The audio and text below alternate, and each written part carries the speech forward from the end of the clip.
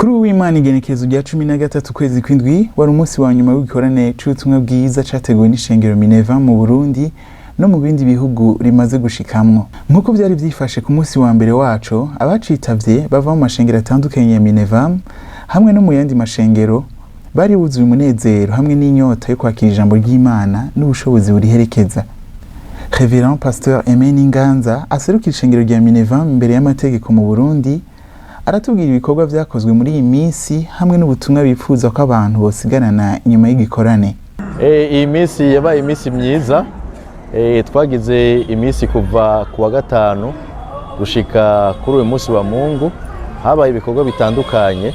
Ku munsi wa gatanu twatanguye n'igikorwa c'abaronse impamyabushobozi y'amashuri ya Bibiliya bari bahejeje y'imyaka 3. Muri no shengero turafise amasantre canke ibigo bishika 3 mu gihugu, 4 mu gihugu, aho twaronse abo dufashanya mu vyigwa vya Bibiliya, ishirahamwe ry'Abanyamerika. Rero ico gihe twari tumaze imyaka 3 ayo masantre ariko arakora. Hariyo santre yo mu Kayanza, iyindi Giheta, Bujumbura hamwe na Nyanzarake. Ico gihe rero twari duhejeje, wabaye umunsi mwiza ku wa gatanu wo gutanga izo mpamyabushobozi z'ivyo bize kandi vyiza cane. Ku wa gatandatu naho hari urubanza nk'uko mwarubonye, rwari rwo guhezagira abakozi b'Imana bagiye mu mabango atandukanye cane cane y'ubwungere. Ico cabaye ciza naco kuko ibikorwa uko vyaguka bikenera abakozi. Yesu yaravuze ngo vyimburwa ni vyinshi ariko abimbuzi ni bake. Rero twari dufise akaryo keza ko gushima Imana ko hari ababushoboye kuboneka bashobora kuba abarongozi b'amashengero atandukanye. Mu munsi nyene ku wa gatandatu twaciye dutangura igikorane ciyaguye, twakoreye hano mu Kamenge, igikorane civuga butumwa, aho dufise kuvuga ubutumwa abantu bakumva ubutumwa bwiza bwa Kristo, ariko kandi n'abagwaye bagakira n'ibimenyetso n'ibitangaza biherekeza ubutumwa bwiza bigakurikira. Ikintu je numva cankoze ku mutima cane no kumva ingene abantu bavuye mu mihingo itandukanye bahurira hamwe, bahuriye hamwe bagasubira kumenyana, bagashingiranira intahe y'ivyo Imana iriko irakora mu burere barimwo. Ico conyene cerekana umubiri wa Kristo uri hamwe. Sabo mu ishengero rya Minerva gusa, ariko twarahuye kandi turakira n'ayandi mashengero, ndetse n'abavuye hanze y'igihugu baraje b'inshuti zacu, haba muri Kongo canke muri Tanzania. Ivyo vyaratweretse umubiri wa Kristo ingene ari umwe. Ivyo je numva vyarankoze ku mutima cane. Hama ikindi naco gihimbara n'Imana n'abakizwa.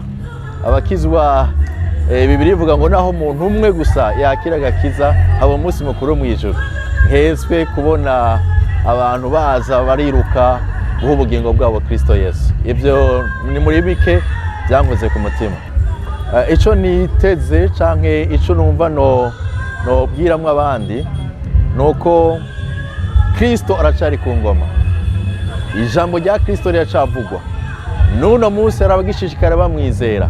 Hari n'abandi bashishikara batanga ubuzima bwabo kugira ngo bakore mu murima wa Kristo. Rero notera intege abantu uko twemeriza ibihe vya nyuma, abantu baragira igihe bakadibama bakibagira yuko Kristo ariko araza. Abenshi bashishikara kumwiyegereza no kumuha ubugingo bwabo, kandi n'abandi bashishikara guhamagarwa mu murima wayo no kumukorera. Numenga nokangurira abataramwizera kumwizera, abamaze kumwizera naho kuduga mu yindi ntambuko yo kumukorera. Bamwe mu bitavye igikorane bayazana Heritage TV bavuga ko biteze ko inyuma y'igikorane hari abantu bazosubizamwo intege bagakangukira gukorera Imana.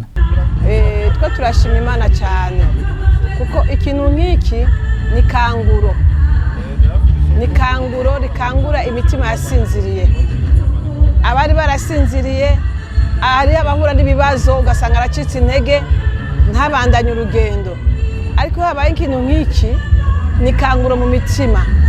Hari abavyuka bari basinziriye, kandi hakaba ni kanguro mu bakozi, kuko gitumira abakozi bari hirya no hino hakabamwo kumenyana, kuko urashobora guhura n'uwo muri kumwe mu ishengero ntumumenye, ariko uno munsi abo mu Kayanza bari ngaha, ab'i Makamba bari ngaha, abo i Bubanza bari ngaha, amashengero ya Kamenge, Gatumba, igisagara cya Bujumbura cyose kiri hano.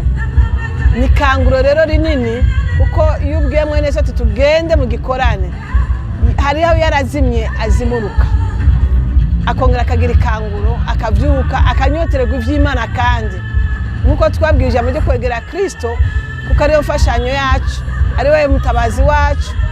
Icyo kintu ni cyiza cyane, turabinezererewe cyane. Imana ibahezagiye. Turanezerewe kuko kuva twari gitanguye twarabonye impinduka. Nka jewe narabonye abantu bakizwa, sanzwe nkijijwe, narabonye benshi baje kuri Yesu.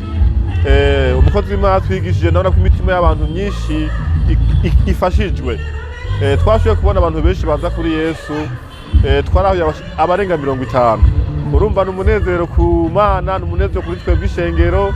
Urumva rero twiteze byinshi no munsi, naho twiteze kandi kubona ibitangaza n'ibimenyetso, twiteze kubona abagwaye bakira, twiteze kubona abari mu bibazo bitandukanye, cyane cyane imitima y'abantu ko ariyo yokira. Nicyo twiteze. Murakoze. Katika mkutano huyu kwanza tunashukuru Mungu kwa kuwa kweli ametufikisha kwa muda huyu tulioandaa ili kuutimiza mapenzi ya Mungu. Kwa kweli tumeanza kwa siku ya jana. Ilifanyika mkutano huyu uliandaliwa. Tumeandaa waombaji kuombea mkutano na mpaka tukafika kwa siku ya jana. Kwa kweli tumeona ukuu wake. Mkutano huyu unahusu injili ya Kristo, ukumbusha tena watu waliolala, ukumbusha watu walioanguka, waliokata matumaini ya kwamba Yesu anaweza. Ikorane ejo cyatanguye ejo, hanyuma baravuze kuvyerekeye ubutumwa bwiza. Nkako n'igikorane cerekeye kuvuga ubutumwa bwiza kugira ngo abantu bihane, bamenye ko Yesu akidukunda.